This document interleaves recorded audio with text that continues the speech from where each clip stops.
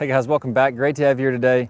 We're going to talk about impact and how to get the hands working properly through impact. It's a question I get a lot of times. I tell you, I struggled for years and I really could never get my left wrist to bow. So we watch these really good pro players. You're seeing that their left wrist is bowed slightly like this at impact, and it looks really nice. And you think, man, how can I not do that? And you try to push your hands farther and farther forward and it never happens. Well, in today's video, I'm talking about how actually pushing your hands forward toward the target is never going to allow that wrist to bow. It actually comes from a twisting of the handle. And we're going to talk about how to get that perfect impact every time and really compress that golf ball. So if you're ready to go ahead, get that left wrist bowed, start making some great solid contact, let's go ahead and get started.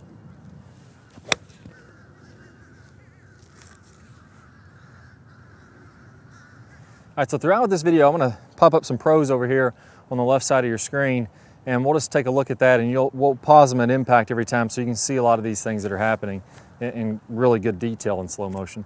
So the first thing here, let's talk about that twisting action and that left wrist to kind of lead the way. And I always thought of it as, okay, I'm going to push my hands forward and I'm going to try to get my hands leading the way and kind of dragging through there, and that's going to get me that bowed wrist. In reality, it's a twisting of the handle. So if you imagine the butt end of this grip is like a clock, and I'm going to twist that, and that's going to close the face. That's what's going to get that left wrist leading. So if I pause halfway down, I just do my left wrist only. As I rotate that handle, now all of a sudden my wrist is really bowed, right? So it's going this way. Now if I turn back here, now I'm in a position from there through contact. I just keep everything moving. My hips keep on moving, my shoulders can open up. So your rib cage or your shirt buttons on your chest, average on PJ Tour is around 20 degrees open with that at contact. It's just because your left arm is across your chest that looks square. But once I roll this, now I can keep everything moving through, and I'm going to have that left wrist nice and bowed. Now there's a second piece of this. If I get into where I'm too stacked or too far to the left, and I'm really trying to kind of hit down on this golf ball, I'm never going to be able to bow this wrist. Because if I bow this wrist from there, I'm chopping down, I'm way too far in front, and I'm going to hit this ball straight into the ground. It's only going to go about a foot off the ground. So I got to make sure that I'm staying, as I'm doing this action, that I'm staying behind the golf ball slightly. And we call this the compression line. From your left ankle to your left hip socket to your left shoulder socket should be in a line at impact.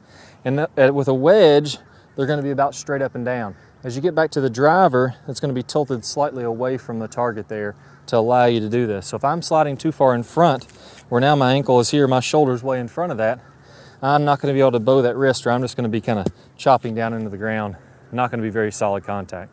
So that's the first piece. Go ahead and try this out by pausing halfway down, turning that grip down, and then relaxing, and then turning it down. You're going to have that sensation as you're coming through the shot that you're turning that grip down. And the key is here also, as I'm doing that, I'm not turning it down this way. I'm not throwing the club out that way. I'm coming from the inside still, square into the ball. Okay, so that's the twisting motion. The second one is the releasing. So that's your right wrist releasing toward the target. And as my right hand, so we focused on the left hand there first, as that turns down, look how my right hand kind of turns on top of the club. Now as I come on through, that palm is down toward the ground now. As I come through, I'm going to go ahead and release that. So it's just like if I was tossing a golf ball, my wrist is bent back and it releases, it's bending forward. That's going to allow that club to release. So I don't want to hold on to this angle and then just try to drag it through there. I wouldn't have any speed.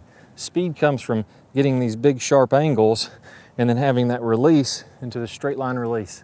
And that's what we talk about in our top speed golf system also, is that I have these angles. I want to release those in front of the golf ball. Now I've gotten rid of these angles, and that's going to allow me to get that speed coming through the shot when I let that shaft go. If I try to hold on to that shaft, no matter how hard I try, it's always going to flip. So do 15 or 20, rolling the wrist, getting that to turn down, getting that club head to close, and then let's do 15 or 20 where we focus on the right hand, being angled back, palm toward the ground, and then when we pause in the straight line release, now that's released, it's nice and flat.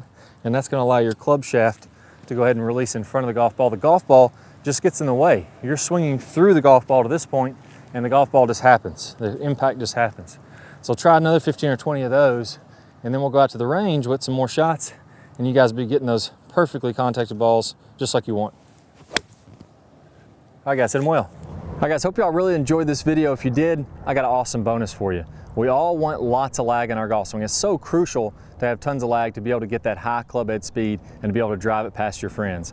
I'm gonna play a preview from one of my most important golf lag videos. If you're on a desktop device, you can go ahead and click the link that pops up on your screen. If you're on a phone or a tablet, you go ahead and click the iCard and you're gonna get instant access to that video. Plus, you're gonna get instant access to 5 videos from our Top Speed Golf system. Good luck to you guys. Go out there and rip the ball.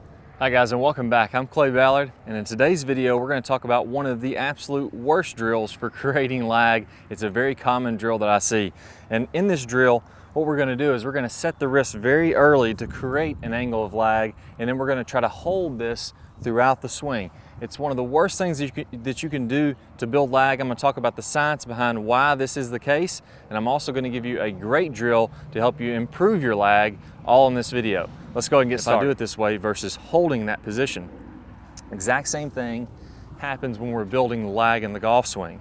So what we want to do is throughout the swing, I want to have a very low and wide takeaway. So I'm not going to set my wrist early at all. If you look at a lot of the top players, you look at Adam Scott, very wide takeaway, not very much wrist set at all. You look at Rory McIlroy, you look at Tiger Woods.